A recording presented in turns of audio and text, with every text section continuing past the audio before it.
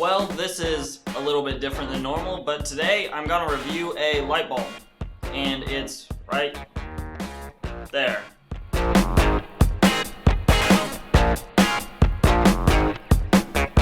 So that LED light that you saw in the intro was the Coidak RGBW LED light. It's available on Amazon for about $16, and it is important to note that W at the end means it has a white light emitting diode, which will give you a natural white light that is not available on normal RGB lights. The first thing to point out is that it is much cheaper than something like Philips Hue lighting, which runs in at about $50 per light bulb if you buy them individually. This one will cost you just $16, and it comes with a remote control, which is where you will find the first compromise that this light provides.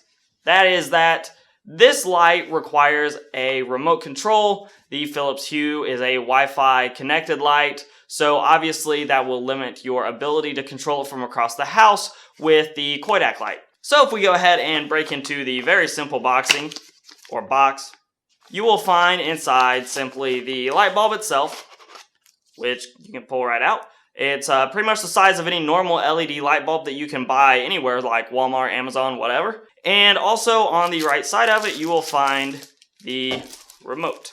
So first thing, I want to take a look at the remote here, and we can see if I can get this to focus. The remote is not IR, which means it can change the color of the bulb from across the room when it's pointed away from the bulb itself or from another room altogether. So down towards the bottom you have your do-it-yourself lighting, and that's what these three blue, green, and red arrows are for. You can up the levels of each of those. And that's my first and most important complaint about this light. That is that the do-it-yourself colors are awful to work with.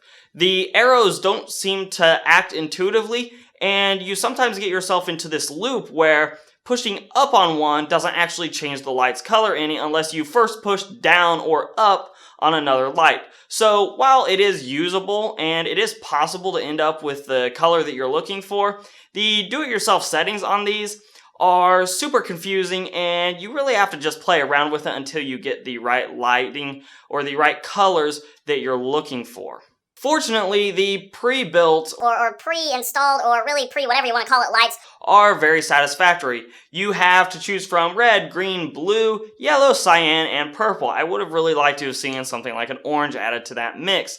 And in addition, you have several settings which allow you to cycle through those colors in different ways, whether it be jumping from one to the next or whether it be a sort of fade, which I have running in the background right now with my LED strip. In addition, while you're using those modes, you can also use the brightness control to actually speed up or slow down the cycling, which can really help it fit your mood. You can have it cycle very, very quickly or very, very slowly depending on what mood you're in. In addition, the brightness control is actually really good at getting the light very, very dim. You can make it super dim if you're looking for that mood lighting for Valentine's Day.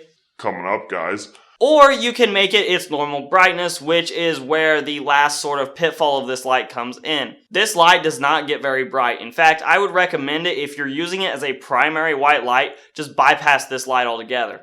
If you're gonna spend most of your time in white mode, it's not really worth your time because you can get a cheapo $5 bulb from Walmart that will be much brighter than this thing would ever dream of being. That being said, if you put it in a fixture with a couple of its brothers, I believe you can actually get a pack of 3 with one remote for something like $40, $45, then they would probably be enough brightness there in white mode to give you plenty of light to work by, and then also give you the flexibility to change the lighting for events that you may be hosting, maybe you're entertaining at home, anything like that. In that case, they would be an okay solution. So conclusion time. Where does the Coidak RGB LED actually fit in your setup? In my mind, it fits in perfectly with a lamp. Something that you don't need a ton of light from, and it is not meant to be a primary light in any given room. That being said, if you put several of them together, they will emit enough white light in white mode to give you enough lighting to fill a small room, and then you can always change the lighting of your room to your heart's content. So, is it really worth it? I would say if you have the means, go ahead and just get Philips Hue bulbs or a similar Wi-Fi connected bulb that competes, because that added functionality will be super convenient, especially considering these things themselves are already $16 and they're just not very bright, they're not very intuitive to use, and they're just all around a very budget-oriented mind. That being said, I'm not just gonna throw mine out. I fully plan on getting a little lamp and installing this in that little lamp and probably putting it somewhere over near my computer so that when I'm playing games late at night or whatever the case may be, I can change the lighting and give myself some soft RGB goodness to game by. If you enjoyed my little quick overview of the Coidak bulb and you like my thoughts, then go ahead and give me a like down below. Also subscribe, share, all those things are super great. You can follow me on Twitter and on Instagram at Hoosier Hardware. I'm Shane from Hoosier Hardware, and I will see you guys in the next video.